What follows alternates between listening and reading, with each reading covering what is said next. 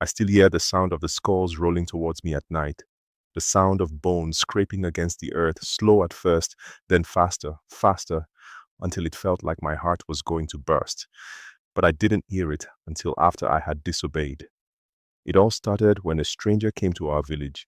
She called herself Ibile, tall, with skin like polished ebony and eyes that sparkled like the stars on a clear night. When she spoke, her voice was smooth, like honey dripping from a jar. People said she was from a far-off land, a place where the rivers never ran dry, where the sun always shone. I was young, too young to know better, but even then something about her felt wrong, something in her eyes that I couldn't explain. But I wasn't the only one who felt it. The elders warned us. They said, don't trust strangers, and don't ever follow someone with a beauty so perfect, so flawless, that it seems unnatural. But Bailey didn't stay still for long. She was everywhere, at the market, by the river, in the fields, and always, always near the shrine at the edge of the village. One evening, after everyone had gone to sleep, I decided to go see her. I couldn't explain why. Maybe it was curiosity, or maybe I wanted to know if the stories that the elders told were true. But I slipped out of my house and followed her.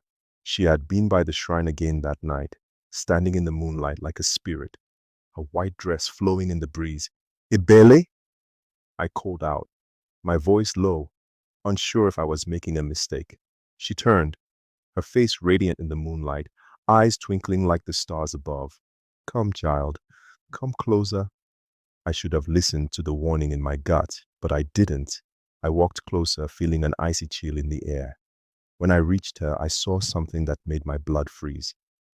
At the base of the shrine, scattered among the stones, were skulls, old skulls, human skulls, some cracked, some whole, but all of them staring at me with empty, hollow eyes. What is this? I whispered, horrified. Ebele smiled, her teeth too white, too perfect. These are the souls of those who disobeyed, she said softly.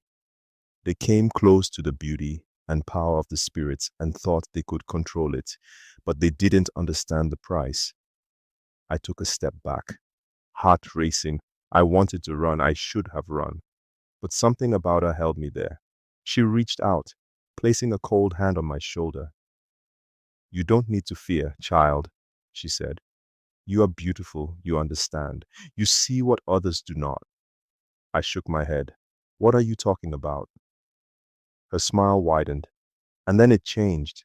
The beauty of her face twisted, like something underneath was forcing its way out. Her eyes, once shining with warmth, were now dark, empty holes. Her smile grew wider, her skin stretched tighter over her bones. The skulls, she whispered, are the price of disobedience. I have shown you the truth, and now you are mine. Suddenly the skulls around the shrine began to move, slowly at first, but then faster, rolling toward me. I tried to run, but my legs wouldn't move. My body felt heavy, like the earth itself was trying to pull me down. The skulls circled around me, the sound of their bones scraping against each other growing louder. Then I saw it. Ebele's true form. She wasn't a woman at all, but a spirit, a deceiver. Her body was hollow, filled with darkness, and the air around her was thick with the smell of decay. The skulls rolled in a perfect circle around me, closing in tighter and tighter. I could hear their whispers, voices of the dead, cursing me for my disobedience. You thought you could escape, didn't you? Ebele hissed. You thought beauty could protect you, but it is just a mask for something far worse. I tried to scream, but the sound got lost in the air. The skulls rolled faster, closing in on me. I could feel the coldness of their presence, the weight of the curse they carried. But then, as if by some miracle, I broke free. I don't know how. Maybe it was fear. Maybe it was the spirits of my ancestors that helped me. I ran, my heart pounding, my breath coming in ragged gasps, not daring to look back. When I reached the village, I turned and saw the shrine, still standing, silent and empty. Ebele was gone, but I knew what I had seen. The skulls, the spirits, everything had been real. And the curse, it wasn't over. it would follow me. The next morning, Ebele was gone, vanished as if she had never existed. But I know the truth now.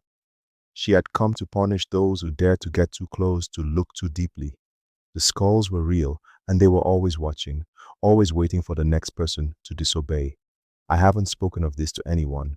Who would believe me? But I see it in my dreams, hear the skulls scraping in the dark. I hear Ebele's voice calling to me, whispering my name, promising me that I'll never be free.